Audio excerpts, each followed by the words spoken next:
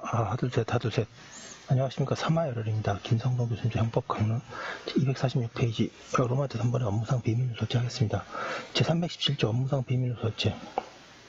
동그라미 1번에 의사, 한의사, 치과의사, 약제사, 약종상, 조산사, 변호사, 변리사, 공인의사, 공증인, 대서업자, 그 직무상 보조자 또는 차등의 직에 있던 자가 그 업무 처리 중 취득한 타인의 비밀을 누설한 때에는 3년 이하의 징역, 금고, 10년 이하의 자격정지 또는 7년 이하의 벌금에 처한다.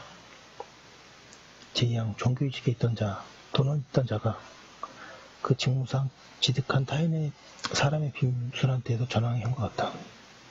1번의 의어 성격, 의사, 한의사, 치과의사, 약제사, 약종상, 조산사, 변호사, 변리사, 공인의사, 공증인, 대사업자, 그 직무상 보조자, 종교의식에 있던 자 또는 그 직에 있었던 자가 그 업무 처리 중에 취득한 타인의 비밀을 누설함으로써 성립하는 범죄이다. 이 죄의 보호법도 개인의 비밀이지만 일정한 직업에 종사하는 자가 그 업무 처리 중에 취득한 타인의 비밀을 지켜줄 것이라는 일반인의 신뢰도 부차적인 보호법이 된다. 수상적 위헌범이며 진정신분범이지만 자수범은 아니다. 비밀을 전해 듣는 누설의 상대방은 처벌되지 않으므로 편면적 대항범에 해당한다. 247페이지.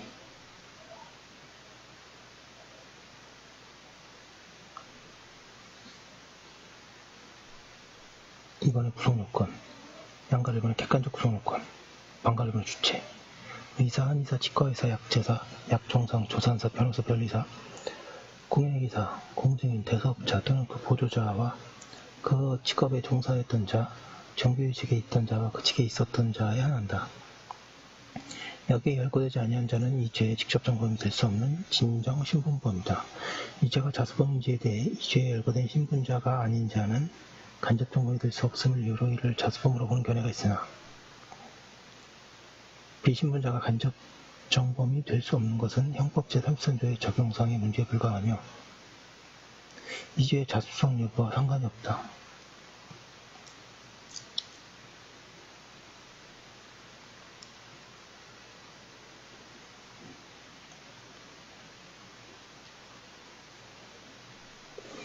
이 죄의 신분자가 그 정을 모르는 비신분자를 이용하여 타인의 비밀을 제3자에게 누설하게 한 경우 신분자는 간접 정범이 될 수 있으므로 이 죄는 자수범이 아니라고 해야 한다. 의사, 한의사, 치과의사는 의사면허 있는 자를 말하며 수의사는 포함되지 않는다. 약제사, 조산사도 면허 있는 자를 말하며 약종상 및 의약품 판매에 허가를 받은 자에 한한다.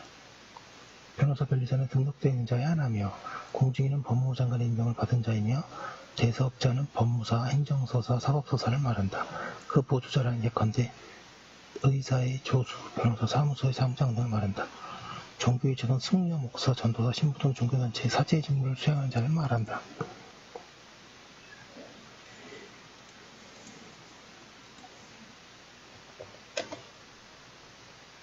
반가 1번의 객체, 업무 처리 중 또는 직무상 알게 된 타인의 비밀이다. 양가로가 비밀의 개념의 요건, 비밀이란 타인에게 알려지지 않은 사실 또는 특정이나 제한된 범위 사람에게만 알려져 있는 사실로서 타인에게 알려지지 않은 것이 본인의 이익이 되는 사실을 말한다. 공지의 사실은 비밀이라고 할 수 없고 세평에 올라있더라도 아직 공지의 정도에 이르지 아니하면 비밀이 될 수 있다. 이 죄의 비밀이 되기 위한 요건에 대해서 본인이 비밀로 하기 원하는 의사 248페이지가 있어야 한다는 견해 주관설. 동그라미 2번 객관적으로 비밀로 보여야 할 이익이 있어야 한다는 견해 객관설이 있으나 오늘날 본인이 비밀로 할 것을 원할 뿐만 아니라 객관적으로 비밀로 할 이익이 있어야 한다는 견해 절충설이 동설이다. 타인에게 알려지지 않은 데 대하여 객관적으로 상당한 이익이 없는 한 비밀로 보호할 가치가 없고 본인의 자의적인 비밀유지 의사는 비밀유지 이익에 의해 제한되어야 하기 때문이다.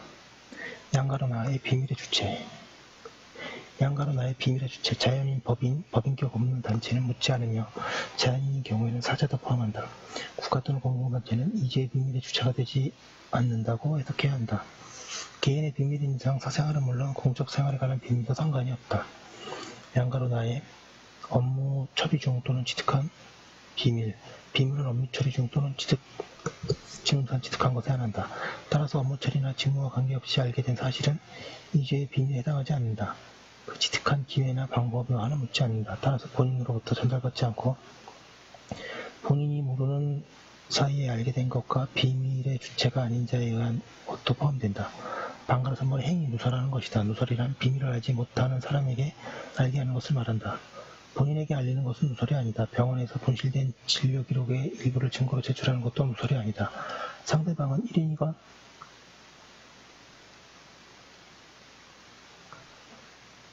다수인이건 상관없다. 수단과 방법에도 제한이 없다. 구두, 고지, 서면 통지, 서류 열람은 물론 비밀을 기재한 서면을 방치하여 제3자가 열람하도록 하는 부작위에 의한 누설도 가능하다. 이 죄의 기수 시기에 관해서는 동그라미 1번의 누설된 비밀이 상대방에게 도달한 때에 기수가 된다는 견해와 동그라미 2번 비밀을 누설한 때에 기수가 되고 내용이 상대방에게 도달되거나 고지된 내용을 인식하였음을 요하지 않는다. 추상적 위헌범사 방가로 2번의 주관적 구성요건 고의 내용에는 신문 주체에 대한 인식과 자기가 취득한 비밀을 누설한다는 인식 및 의사가 있어야 한다. 따라서 신문에 대한 착오가 있거나 취득한 사실이 타인의 비밀이 아니라고 의심한 때에는 구성요건적 착오로서 고의가 조각된다.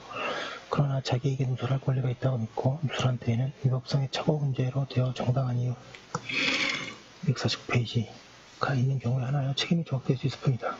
3번의 위법성 조각사유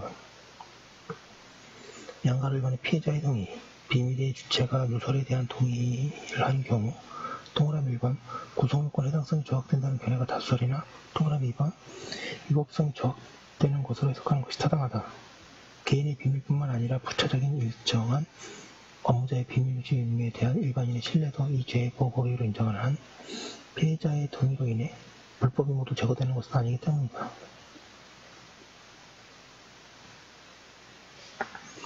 양가로 2번의 긴급피난 및 정당방위 생명신체 자유에 대한 침해를 방해하거나 위반을 피하여서 비밀을 침해하는 경우에 긴급피난이나 정당방위에 있어도 위법성이 조각될 수 있다. 양가로 3번의 정당행위 법령에 의하여 비밀의 고지가 의무로 되어 있는 경우 또는 변호인의 정당한 변호활동의 경우와 같이 정당 업무로 인해 위법성이 조각될 수도 있다.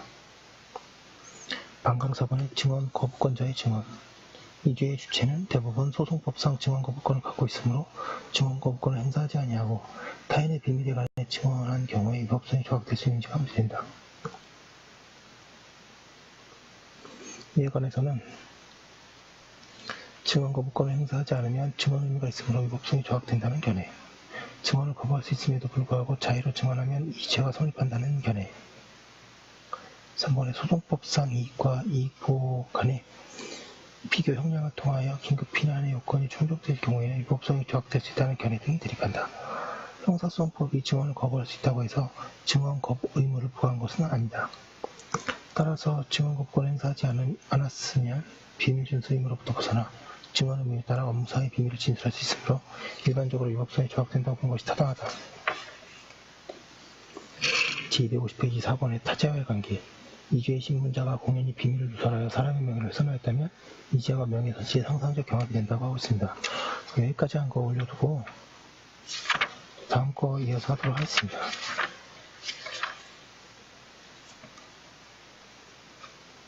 여기까지 한 거 올려두겠습니다.